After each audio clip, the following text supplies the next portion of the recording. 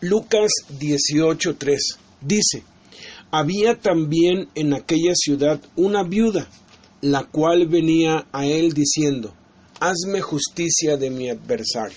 Vamos ahora a considerar el significado de una viuda. La viuda simboliza una persona desamparada, desdichada y extremadamente necesitada.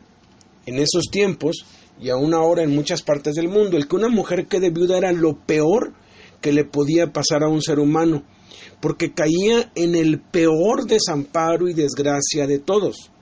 Las viudas tenían que aceptar ser la esposa de algún rico que pudiera mantenerla, por lo general de edad avanzada.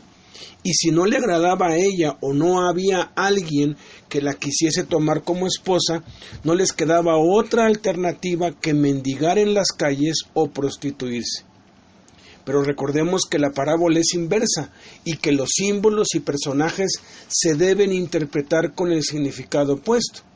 Entonces, dado que la viuda nos representa a nosotros, los que oramos a Dios, significa que somos los más afortunados, protegidos y dichosos de todos los seres humanos. Y vaya que sí, somos hijos del Creador del universo, hijos e hijas de Dios, los más afortunados y bendecidos del planeta Tierra.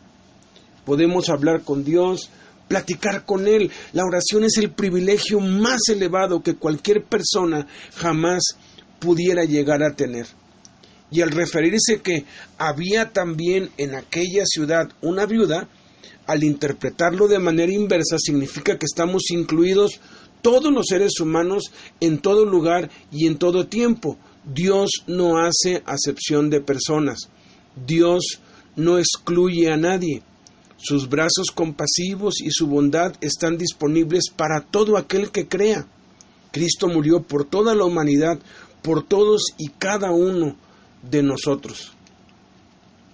El versículo 3 en la segunda parte dice: la cual venía a él. Esta frase simboliza que la viuda tenía que trasladarse desde donde estuviere hasta el lugar donde se hallara el juez, buscarlo, ubicarlo y presentarse ante él con su petición. Este símbolo representa la religión, pues en la religión Dios está confinado a un cierto lugar y la gente tiene que venir y presentarse ante Dios, visitar la casa de Dios o su santuario o altar. Pero Cristo vino y reformó todas las cosas. Jesús claramente dijo que Dios es espíritu y que en el nuevo pacto en el cual estamos bajo la gracia, Dios ya no está confinado a un tabernáculo o templo o monte alguno. Jesús dijo a la mujer samaritana: mujer, créeme que la hora viene cuando ni en este monte ni en Jerusalén adorarán al Padre. Ustedes adoran lo que no saben. Nosotros adoramos lo que sabemos, porque la salvación viene de los judíos. Mas la hora viene, y ahora es, cuando los verdaderos adoradores adorarán al Padre en espíritu y en verdad. Porque también el Padre tales adoradores busca que le adoren. Eso significa que es Dios quien nos busca, nos ubica y viene a nosotros. Religión es el hombre buscando y acercándose a Dios. Cristianismo es Dios buscando y acercándose al hombre. Jesucristo claramente dijo que Él vino a buscar y a salvar lo que se había perdido. Entonces, para orar, no tenemos que ir a ningún lugar o altar o templo o iglesia o santuario. Podemos orar en todo lugar, justo donde nos encontremos. Esta verdad da respuesta a la pregunta tercera: ¿por qué orar si Dios ya lo sabe todo? Porque Dios nos ama y quiere una relación con nosotros. Dios es nuestro Padre y tanto nos amó que dio a su Hijo unigénito por amor a nosotros para poder tener una relación con nosotros. Así como todo papá o mamá, aunque conocen todo acerca de sus hijos, disfrutan cuando su hijo o hija les habla. Así es Dios nuestro Padre Celestial. De hecho, lo más emocionante para los papás es cuando su bebé empieza a decir sus primeras palabras. Eso produce emociones indescriptibles en ellos. Del mismo modo Dios, cuando empezamos a orar por primera vez. Y a medida que crecen los hijos, lo que más emociona a los papás es que platiquen con ellos, y lo que más los entristece es su silencio e indiferencia, y que ya no hablen con ellos.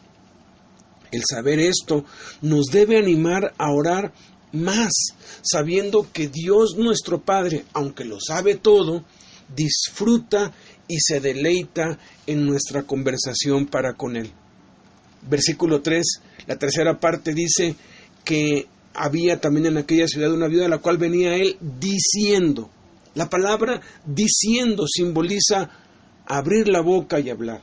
El tiempo del verbo en presente, continuo, diciendo, implica que la viuda hablaba y no dejaba de hablar, dándonos a entender una imagen de alguien que suplica y repite una y otra vez su petición, esperando conmover a quien se la pide o fastidiarlo para que le conceda lo que pide. Pero Jesús nos enseña que, al interpretar la parábola en sentido inverso, que también podemos orar sin vocalizar nuestras peticiones, sin decirlas en voz alta, y que no debemos repetir y repetir pensando que si repetimos muchas veces vamos a ser escuchados. Cuando oramos, debemos expresar nuestras peticiones con la boca, pero la oración no está limitada a las palabras audibles, porque Dios conoce nuestros pensamientos. La Escritura dice que aún no está la palabra en mi lengua, y he aquí, oh Señor, tú la sabes todo. Y no solo eso, sino que Dios conoce y ve las intenciones de nuestro corazón, porque podemos decir una cosa con los labios, pero sentir otra cosa en el corazón, y eso es a lo que Jesús llamó hipocresía, y acusó a los religiosos de su época que honraban a Dios con sus labios, pero que su corazón estaba lejos de Él. Muchos piensan que orar es hablar y hablar y hablar y hablan y hablan y hablan sin parar, y terminan parloteando y hablando por hablar y en vanas repeticiones. Pero en la oración Jesús nos enseña que hay tiempo para hablar y tiempo para callar, y que Dios escucha los pensamientos y las intenciones del corazón, y que podemos orar en nuestra mente, en silencio, y que podemos orar en medio de una reunión, o en una junta, o en medio de una discusión o situación, y orar en nuestro corazón, y Dios nos escucha, como Nehemías, cuando le servía el vino al rey, y éste le preguntó por qué estaba triste. La Biblia dice que Nehemías oró al Dios del cielo, y entonces dio la respuesta al rey. ¿Cómo oró? Oró en su corazón, oró en ese mismo momento. El saber que podemos orar aún con la mente y el corazón nos da la posibilidad para orar en todo tiempo y en todo lugar. Oremos en todo lugar, oremos a Dios en cada situación, oremos en todo tiempo, porque Dios está allí, accesible, presente. Es el privilegio más grande que podemos nosotros tener, el tener acceso a hablar con un Dios que nos ama, un Dios que nos disfruta, un Dios que nos busca, un Dios que dio a su Hijo unigénito por nosotros, un Dios que nos anhela celosamente.